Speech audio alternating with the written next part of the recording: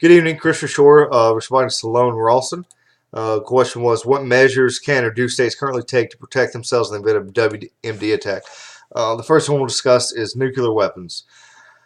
Obviously, it's hard to do anything short of a fallout shelter or Cheyenne Mountain type complex to protect yourself from the radiation, the nuclear fallout, and the blast wave itself.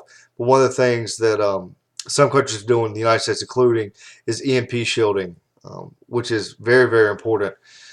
If the country that was bombed is ever to rebuild itself again, electronics are going to need to be used.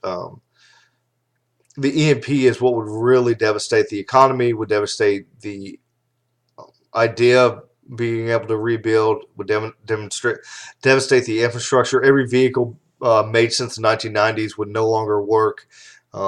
Everything in your house basically is electronic, no longer work, and that's on a personal level. When you look at the government level, the whole entire government is ran by electronics. So EMP shielding has been put in place on a lot of structures, especially government structures have been hardened.